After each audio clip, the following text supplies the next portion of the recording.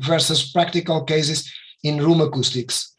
Okay, so Christian, the floor is yours. Thank you so much. Thank you very much, and for this opportunity to present this paper. And thank you for saving the first minute of my talk, since I don't have to introduce myself.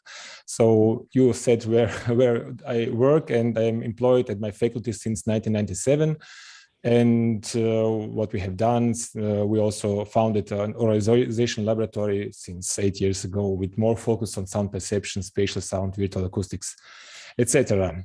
But looking into my early years, I learned acoustics from scratch, about measurements, surfaces, rooms, and it was a fun time. I learned all the time. So what was important is also that look into many textbooks as student and afterwards as a researcher to learn about diverse areas of acoustics. But for me, room acoustics was always the nicest one, since it's the closest to a person. So you don't have to be a real acoustician to have a good opinion or a personal opinion on a room you are in. So it's very easy to understand and easy to do some research. Okay, so the basic research I learned from these early years is quite simple. We learned that there are like 3 major possibilities to design a space: having hard reflection surfaces, soft reflection surfaces with absorption, and some scattering reflections, and the combination of all 3 of them. And then, of course, you can combine them for certain rooms of certain use. So this is all basic theory, and it was quite understandable, especially as theory. And then the other more complicated part were then to the use of acoustical parameters that describe rooms, and there are a lot of them actually. And maybe the most complicated thing for me was to see how important are they in relation one to the other, and so not only that, but also what are the optimum values of these parameters, and also connected to different rooms, room volumes, in the use in purpose of various rooms and spaces. But so actually it comes to having like two spaces, and if you have them, we can listen to them. If you have an impulse response, it's a basic measure what we do in measurements, and so I guess the audio will work. So if I play back 2 very simple impulse responses, so the first one and the second one. And of course, we have some ideas about it when listening to it.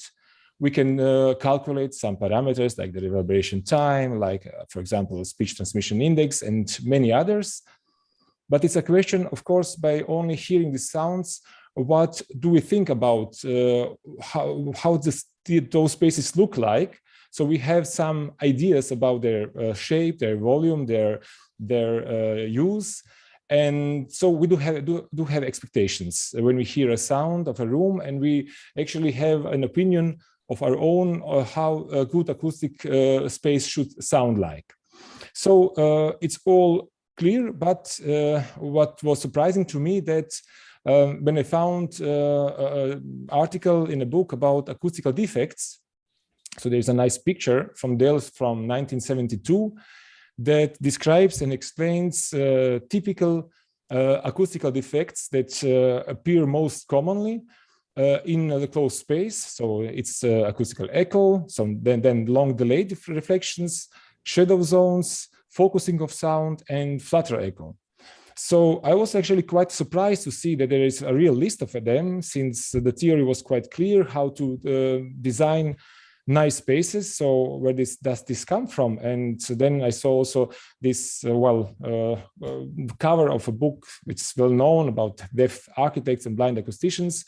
So there's obviously some problem in communication between those who design rooms and those who are able to predict and to calculate or to know what's appropriate in terms of acoustics. So then I thought, okay, let's see a little bit about these problems and where do they appear and if they're common at all. And this is what I would like to speak today about. So looking in each of these categories, when we talk about echoes, and so sound that is reflected 50 or more milliseconds after the direct sound. So the length, the path is delayed for 17 or more meters. We usually think of big halls, but I had a nice experience in a project in Pula, in the Ancient Theater, which is used in a summer film festival. It's quite famous with many people, of course, pre-COVID times. And they wanted to optimize the surround sound system since they use the usual cinematic audio system for the movies. So we have done some simulation of the sound system, and what was surprising to me to see that in the simulation we could see some impulse responses that have echoes actually, and if we calculate them or listen to auralization of such spaces, there is some echo which you can hear now when I play back the simulated impulse response. Hope you have heard it. But then when we came in situ to measure the system itself, then this is the sound what we measured on the same space. And hope you could hear that there's a real echo in a space that basically has no ceiling, and the walls are actually just connected holes with small parts of stone, but it's obviously large enough to provide some real reflections. So in terms of acoustics, it's a really bad place for cinema. But in the end, the experience covers it all. It's like watching movies under the night sky in the summertime. So, and movies don't consist only of impulsive sounds. So actually it functions quite well. And it's not a major problem in this particular event.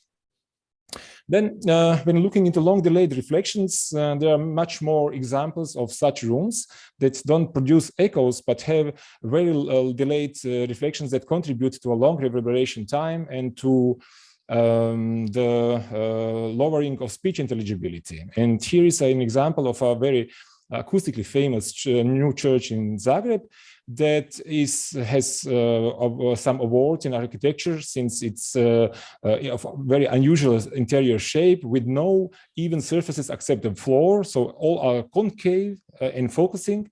And so we have really a lot of those long delayed reflections, and this was completely reflective. So when we measured it, of course, it was when we finished church, the people, the order which is managing it was very unhappy with the acoustics, and we could measure an initial reverberation time before some adaptation of 13 seconds. So it sounds like this. So it was really long, and it's my personal record to measure reverberation time in a room. And what we have been allowed to propose without changing the interior too much is to add some acoustic plaster and some resonating benches. So afterwards, it was a little bit better, or much better. So 6.5 seconds, but still it's too much and too large. And they still search for a better solution, which should then change a little bit the interior. It cannot be invisible anymore. Okay, and about shadow zones, the third list, it's usually connected with having balconies in theaters or concert halls. But we had some situation in our largest concert hall in Zagreb, in Croatia, actually, with 1,850 seats. And the problem was when there was the Euro Song Contest in 1989, the overhanging corridor was built in the back part of this hall, which seated the TV teams and translators. But then because of this, the last couple of seats or seat rows couldn't get the reflected sounds from above, and the ceiling reflectors are here very important for getting the sound of this hall. So then the last couple of seats were not that good anymore, and the manager of this hall saw that people started to avoid buying tickets actually for those last few rows, since they didn't have the feeling to be in a hall at all. It was just like looking or listening to a concert at home from a TV.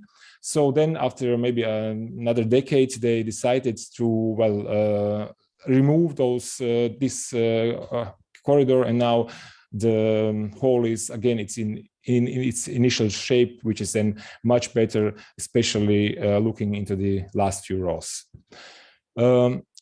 Okay, so coming to the fourth, we have also focusing of sound energy, which appears a lot, and one of the places that you already have seen the problem is connected to this church as showed, these concave walls. But here is another small project. It was quite fun, since in a small town at the Adriatic coast, they have an annual small vocal group festival, and they wanted to put some reflectors, because then the singers were not happy being on stage on open air without any reflective support. So they made such a shell.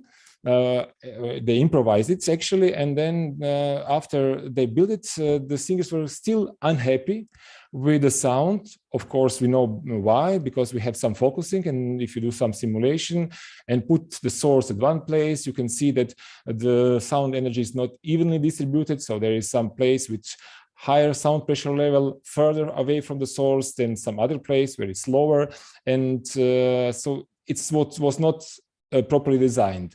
The suggestion was to add some diffusive elements to this shell, not to rebuild it from the scratch, but in the end they opted for a, much maybe easier or faster solution, and they added some loudspeaker monitors in front of the singers so they could hear themselves. So it's a solution, but it's not a just general acoustical solution. Another example of focusing is, I would say, has much more severe problems. It's a modern chapel that is being built also in Zagreb, and it completely resembles a cone shape with a slanted ceiling. And the sound inside is quite incredible. If you go to the middle of it, just speak or say a couple of words, it sounds like you have headphones with phase reverse channel, one channel which phase reverse. You cannot really speak along. It's so disturbing. So if you look in a small simulation of the how the sound spreads over time for this particular volume, and observe over time what happens, we'll see that even the source is not completely in the middle of this room. We have a strong focusing over time, multiple times of sound energy through the middle, and it really occurs for a long time. So it's obviously a textbook example how not to do spaces, especially if they're acoustically sensitive, if you need to hear yourself or someone else in such a space. So of course the solution will be hopefully to add a lot of diffusers on the walls.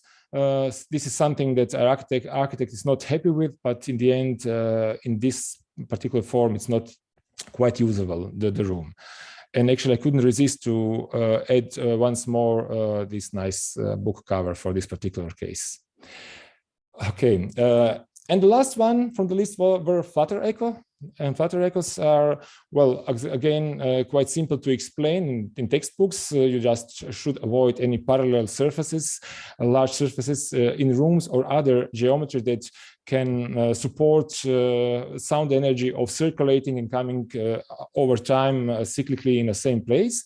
But sometimes it's hard to explain to students how it sounds like if the room you are lecturing in is okay. So I always give the example of a nice, the so-called echo pavilion in our largest park in Zagreb, where you can come inside and clap your hands, and if you do it, you will hear a sound like this.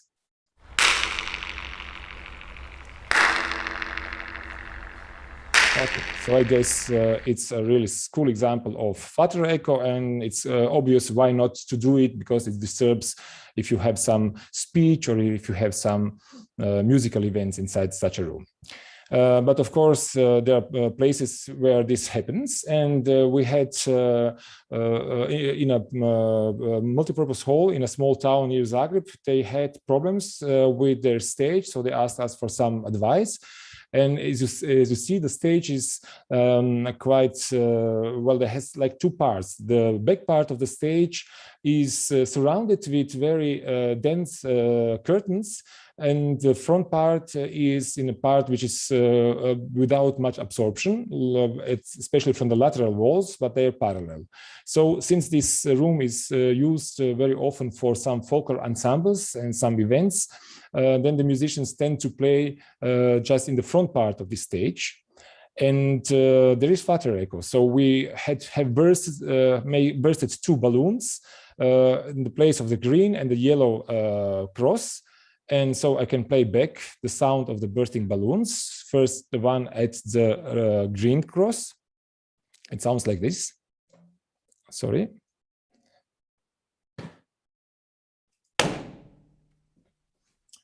And then the one at the yellow cross. I will repeat it. Okay, I hope you have heard, and you can see it on the spectrogram that there is a flutter echo, especially the high frequency region, and you can see it with this repeating sound energy, like amplitude modulation over time.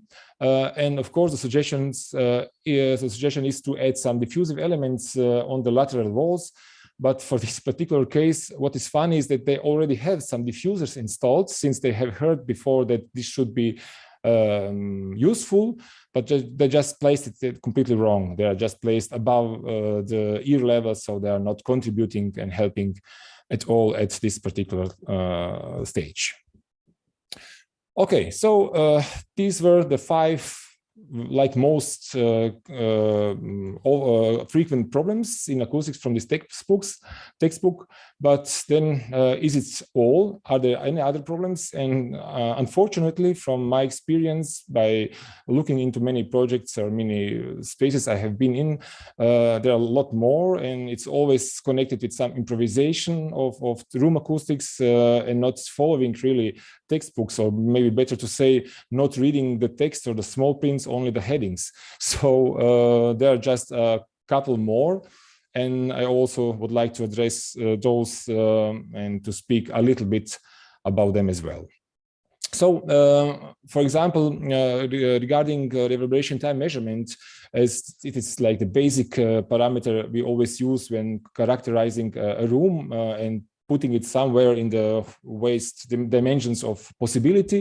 In the early years, we made some nice research about the impulsive sources and measuring methods, and this was a lot of fun, because then we could measure the spectra of those sources, and also the sound pressure level maximum that could be achieved, etc. But then we also measured with those and the usual sources, so also directional or omnidirectional loudspeakers.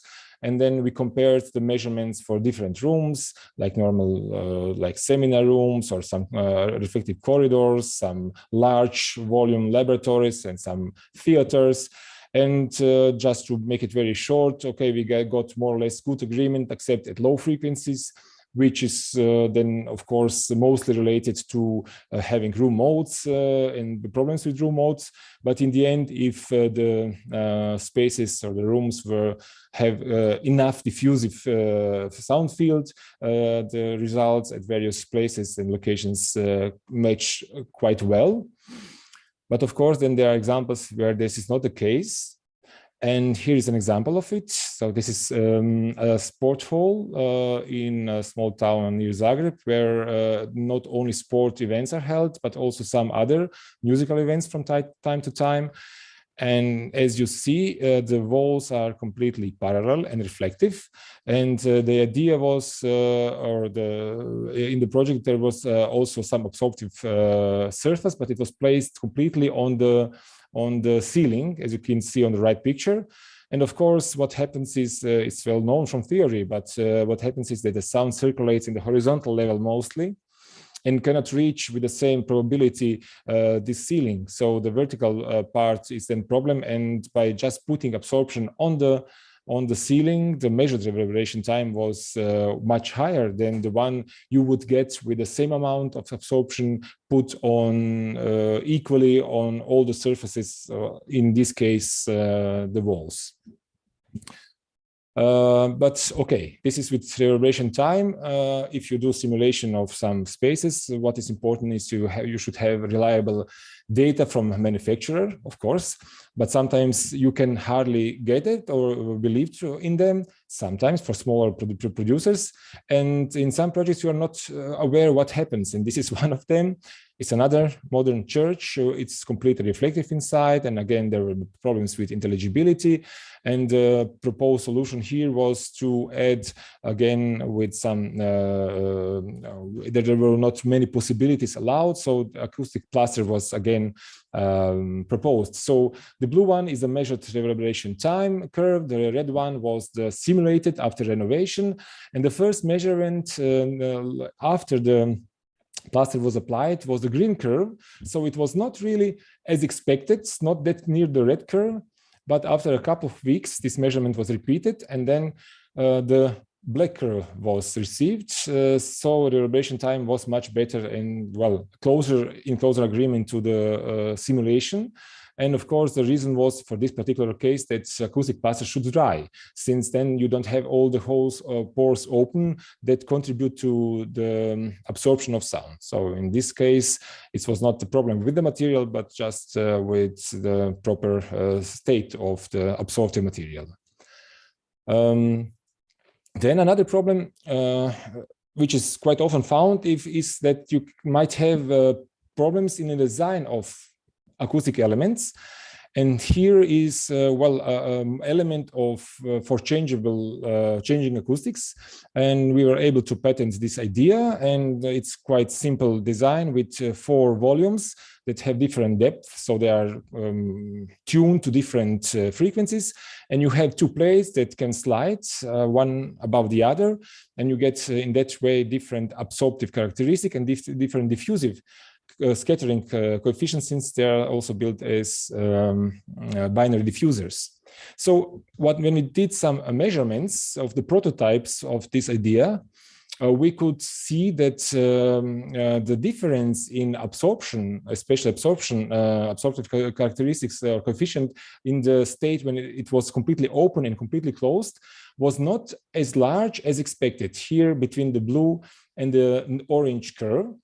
And then after some analysis, we saw that these sliding panels don't touch good enough, then they are not sealed, so air can go below them and in between them, and so ruin the basic calculation of a Helmholtz resonator. And when this was solved, the prototype, we got some other measurements of the completely opened and closed elements, so between the gray and yellow curve, and it was then much larger and actually as expected in the theoretical part of the development of this prototype. Okay, so such problems in the design can of course occur, and it's not that rare to see them in practice. Local surfaces in a room and shapes of the room are also essential, and I will show you now 2 projects in the town of Split in the Adriatic coast, where there were actually no acoustic design, but in one case it was, well, you could see the result of that, but in the other case it was they guessed it right. For the first one, it's a new hall in the University of Split. It's used for different purposes, but also for some musical events. And in that evening, what was could be heard that there is a lot of problems with the ceiling above the stage, which is in a cassette form with very deep depth of these cassettes. And this contributes to a lot of diffusion, but this diffusion, the scattering of sound is completely uncontrollable, and it's not directed towards the audience. So there were problems in also for the musicians as well for the audience, and a solution for this particular event or evening was for the choirs to move in front of the stage and somehow, solve as a quick solution the problem of better, performance, musical performance, and that the audience could hear them better. Another example in the same town is a very interesting design of two halls, two concert halls, or one could be more a theater, the other a concert hall, with a shared stage. It's a very large stage with a huge volume. So what is not solved in the design phase is how to decouple those spaces, especially the large volume of the stage stage from the small theater, which is used as a drama theater. And what an improvised solution they have done is to put, just as you see in the right upper picture, a nice reflecting shell, which functions very nice, and they solved actually the problem here with this addition of acoustic shell, and they were able to use it as a drama theater quite well. Another example of unusual shapes is another modern church, where the plan view and the model you can see is interesting, but the lines of the walls and the whole complete volume is quite unusual, and it's obviously hard to predict without simulation what will happen with the sound at different places. And I have done a small simulation here where we measured or made some analyzation of the voice coming from the central point of the altar, and then measured at different distances from it. And what is interesting is that you don't necessarily get a better sound intelligibility if you are closer to the source as you would in a free field. So here are two examples only, at 8 meters and at 16 meters in this room. So at 8 meters.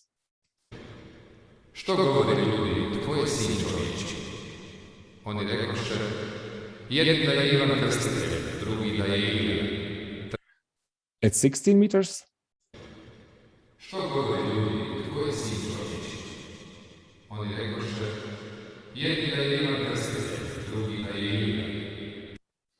Okay, hope you can agree with me that it's actually much better at 16 meters. Now we are talking, of course, without sound reinforcement system, and this is due to various strong early reflections that they're spoiling a lot the speech intelligibility at the closer distance. So here it's obviously also quite important, and it was not thought about before this design was done for this church.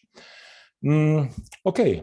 Then sometimes there are errors in the construction of a certain room in which are not aware before in the design phase. This is the picture of the concert hall of the Musical Academy in Zagreb.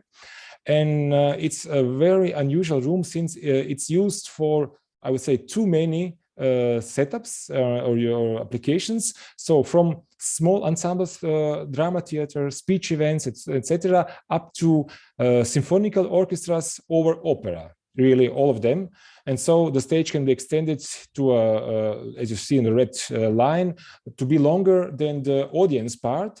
Then it could be the short one, or even the operatic one with the orchestra pit. So the reverberation time should be changed to have the optimal values for all of these uses. And this was designed by using some rotating cylinders, which were half of them were absorptive, the other half was reflective in a shell. But the idea was to get some enough difference in reverberation time to have to could accommodate all these setups. But in the end, what was not known at that moment is that there are pipes for heating and cooling media, which are covered with thermal insulation, which is unfortunately also very good acoustical absorption. So it's so much that they damped the room enough that the rotating cylinder don't have so much influence in the room acoustics anymore, and the change is much smaller than, well, simulated or expected. And I also mentioned a couple of times sound reinforcement systems. So regarding them, they're really often used in diverse acoustical projects, since you have to do or to use them to receive a good speech intelligibility in especially large volumes or halls which are not very acoustically well treated. Here is a picture of a new basilica, also near Split, with some constraints that were put on the application of possible absorptive materials. So it could be put only on the ceiling. So everything else is reflective. And then we propose 3 possible setups of sound reinforcement systems. So the hanging loudspeakers, which you can see actually on the left picture, then some column loudspeakers, which could be placed on the lateral walls, and some array loudspeakers, which should be placed in 2 places around the altar.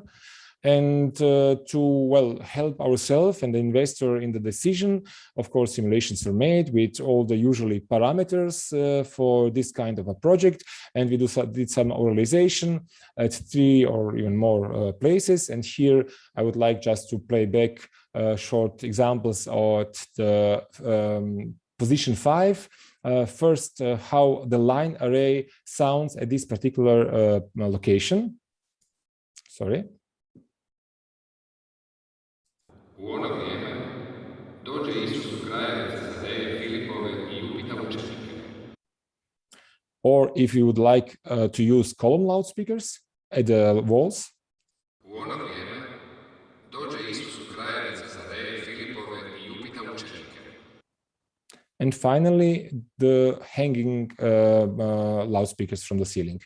U ono vrijeme dođe Isus u krajeve Cezareje Filipove I upita učenike. Okay, so what we got from the simulation, but also from the realization, the hanging loudspeakers gave the best sound altogether for the part where the people sit and are. So in the end, this was chosen, and I think they're quite happy with the sound reinforcement system.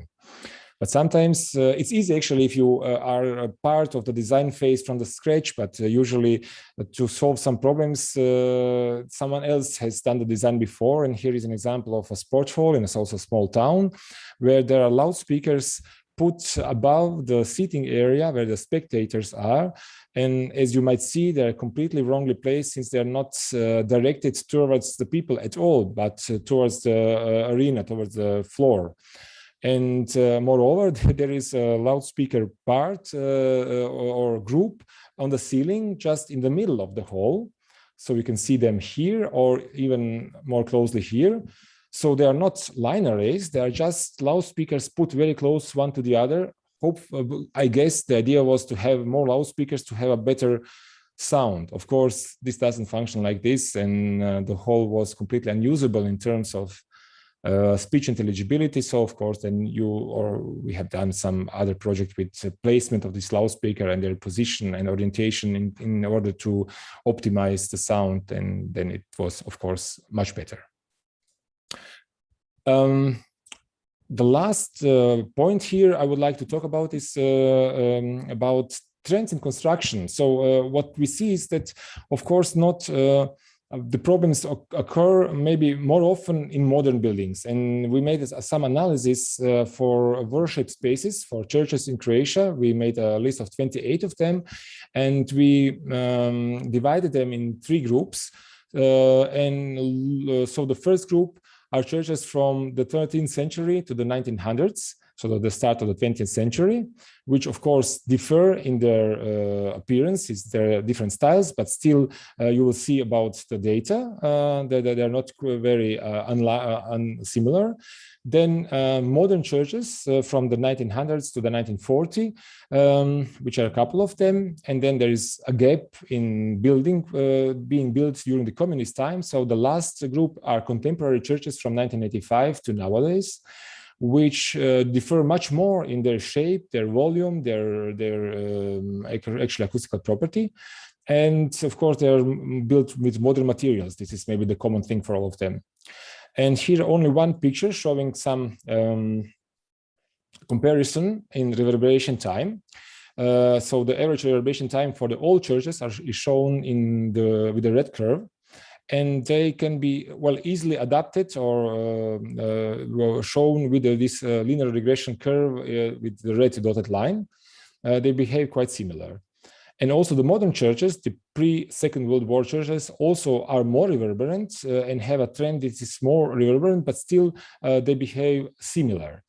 But then the modern one, the contemporary, which are shown in yellow and blue, I would say they are all over the place. You really cannot find a common designator for the reverberation time. But when some renovation was proposed or even done already, then their regression curve, the violet curve, is more resembling than the acoustics of the old churches. So there's obviously a problem in the modern constructions and not using the knowledge on room acoustics here, since the problems are always there and are hard to solve afterwards. Okay, so how to help then people that are not acoustician or which are laymen? So is there any easy way or easier way to explain how things should work and why we should invest more in the design phase of the room acoustics? There might be. We thought of some of them here for this concert hall of ours. We have a visualization of here for this particular case, binaural quality index of our large hall. And what you can see immediately is that there is a big hole in the middle with very low binaural quality index, which shows actually that the hall is too wide, which is well known, but too wide for a good spatial impression. And this is then a fact. But also, maybe it is also still complicated for laymen to read such pictures. So it's easier to maybe measure some parameters, but then to color code them to show in colors if they are in the good range with green, or at the border of this optimal range in yellow, or out of the range in red. So it might help to explain that there might be something wrong with the room and something should be done. Or another way of doing this is another project we had with in the old town of Dubrovnik, since the town government had the idea to change the use of certain rooms or certain spaces they had in the old town and to exchange them for some reasons they had. So here is a picture of their concert hall for their symphonic orchestra. It's very unusually shaped, since it's just one of the possible spaces they had in this old town. But you could, of course, measure the parameters, but how to show if it's suitable or not for another purpose. And then we proposed another color-coded table where you see, again, the parameters, and then how those parameters relate for each of those uses, from symphonical music, chamber music, opera, speech, or cinema. So it could be maybe easily explained if there is suitable or not to be exchanged for another application, or of course there should be another or additional acoustical design and renovation done. Okay, so the last thing which could be used or should be used in such attempts to help laymen to understand, and also very useful for acoustician, is oralization. Since it's easy to do oralization with headphones or with loudspeakers using, I don't know, it could be ambisonic system or a VBAP system, using labs with dedicated loudspeaker systems that could reproduce the 3D sound field as close as possible to the real one. And here is another project we have used it. It's another room in the musical academy. It's a musical rehearsing room, which was then designed in several stages with more and more added material that provides absorption and scattering in the room. And for all of these setups, we were able, or we calculated the reverberation time, but to make it more understandable to the user and the professors in the musical academy, we made oralization of some sounds. And of course, depending on the amount of added absorption, we get quite different results for all of these types. So for the two extreme versions, you could imagine, so without any absorption added to the room, it sounds very live, as you can hear now.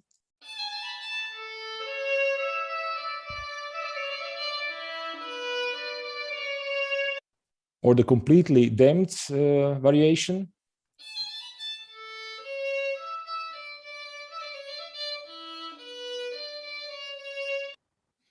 So they are, it's easier to find what's the optimum for like a rehearsal room. And the professors, of course, like more a damped room, since then they will hear also better some mistakes the students might make. And of course, the students are vice versa. They like more reverberant rooms because it supports their playing or singing. But this is a nice way to use oralization in room acoustics.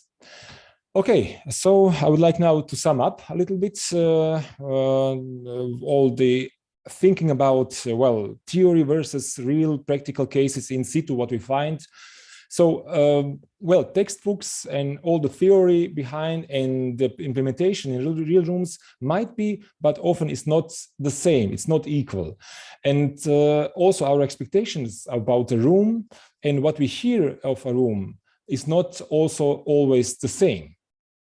So we could help ourselves with some pre-calculation, with some design, which we could also a little bit help with some visualization, with some additional information that could provide more info to, well, people that have to decide whether to go or not to go to some, well, acoustical design of a room, or even to have oralization with or without the visual part, which is, I would say, even better. So in the end, if you do a design of rooms or whole buildings, which in the end does not fulfill the standards or requirements, in the end it costs a lot of money, since you have then still invest in some renovation. But in the end, on the other hand, if you do a simulation, a pre-calculation, then it can, of course, save a lot of money. Okay, so this is it from me. Thank you for your attention.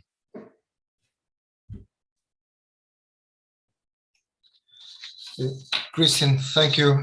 Thank you so much for your very interesting talk. It's indeed, it has many examples, many pedagogical aspects also.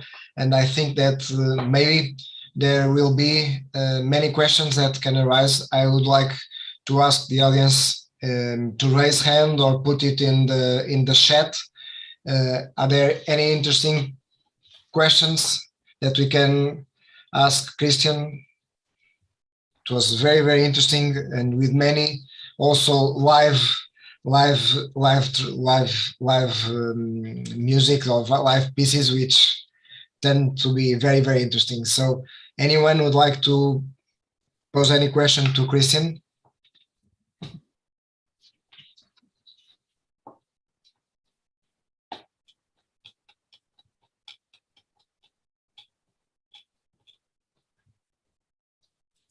Well, I think that I can break the ice and ask you one or two questions.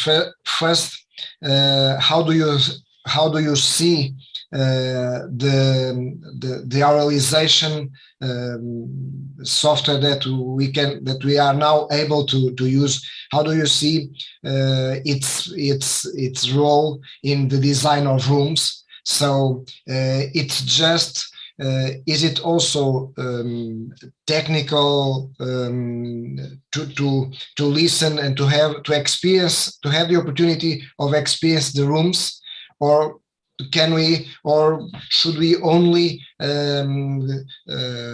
trust in calculation? So oralization and being able to listen to and to experience the rooms.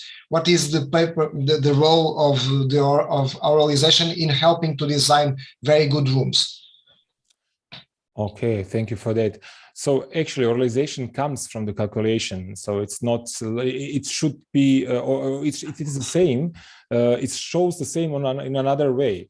But what it helps to do is to make, since we are all experienced in different rooms and the different acoustics of different rooms, and we know what we like, but we cannot relate often to some numbers from calculation.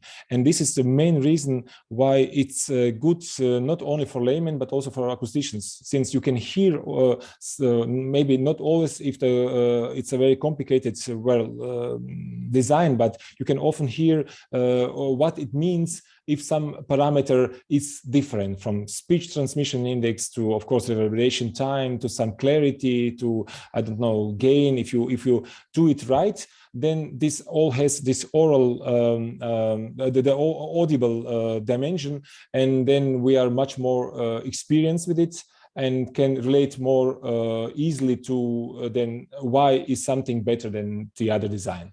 And do you feel, are there any risks also taking that way? Are there any risks of just listening and oralizing and not performing the other computations, the other design parameters that are so important in order to an acoustician to fill the room?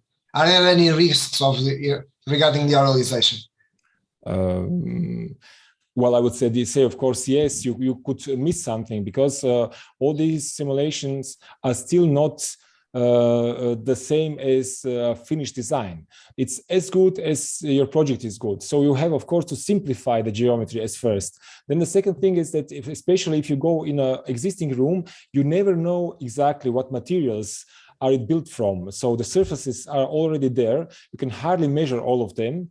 And sometimes you miss it. So if you have measurements, then you could a little bit like reverse engineer it, and accommodate the parameters in order to get the simulation as the same as measurements, but you could still be a little bit off.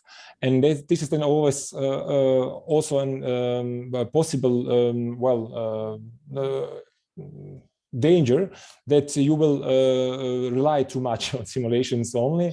And if it's the design and the work of preparing the simulation is done not as it should be, in very good detail and preparation, you could get wrong results or a lot of distance from the real thing in reality.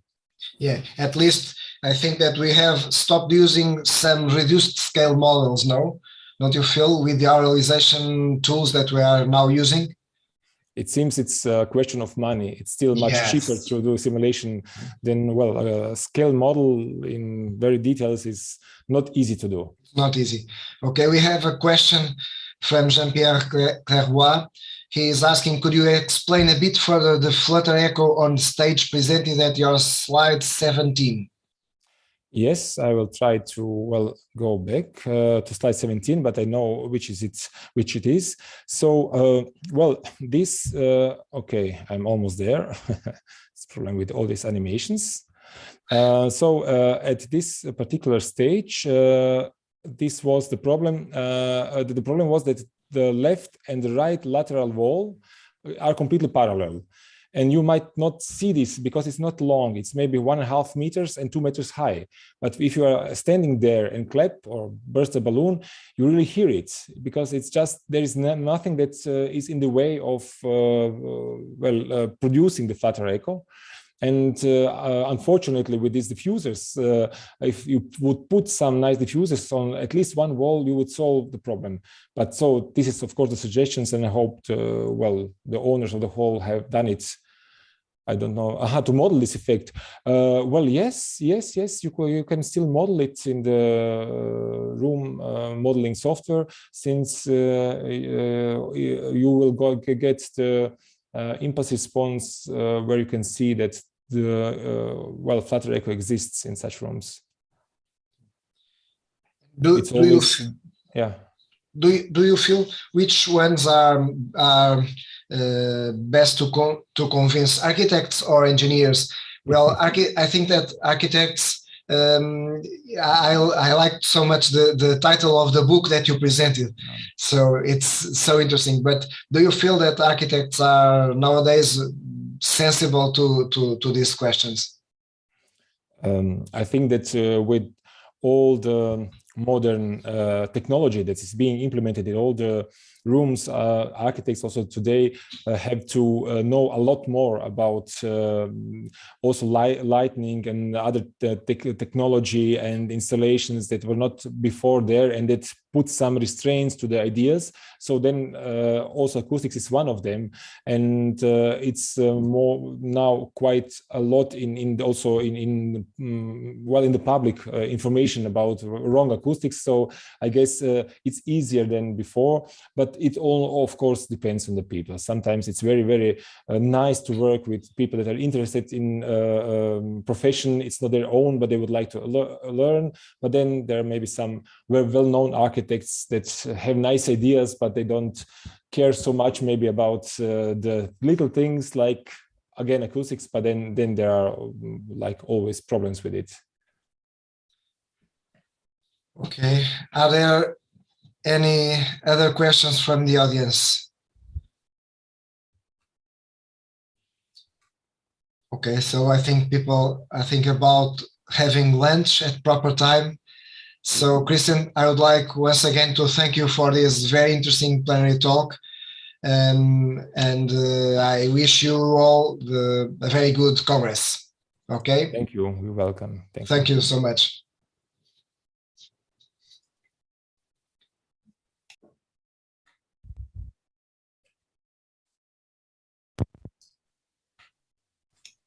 Thank you, Christian. See you around virtually. Yeah, of course, hopefully. Okay, nice lunch. Thank you. Bye.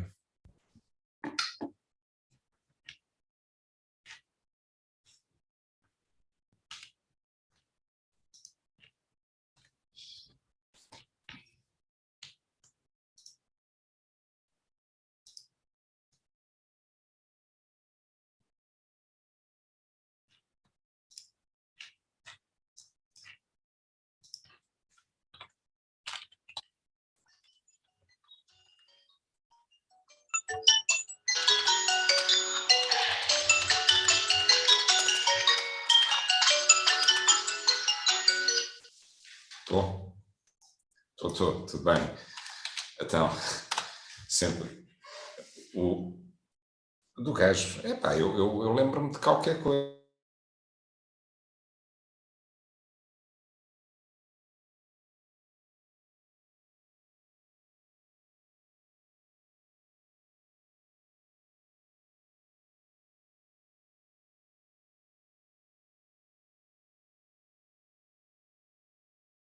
Clients and protect citizens against noise pollution.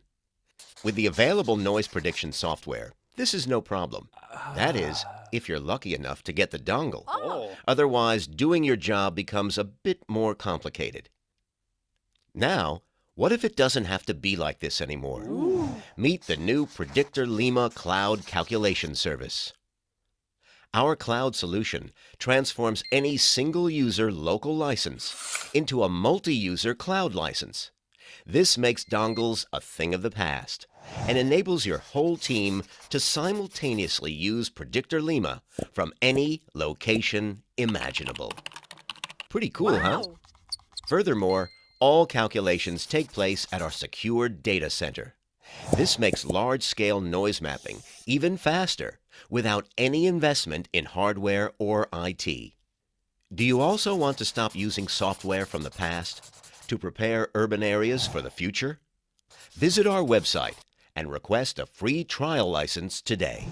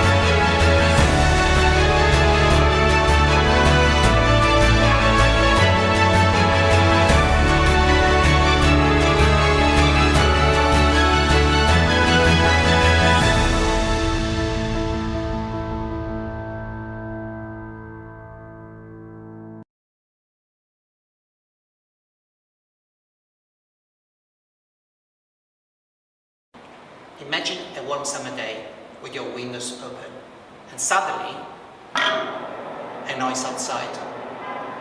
What you want in these cases is control. See, still there.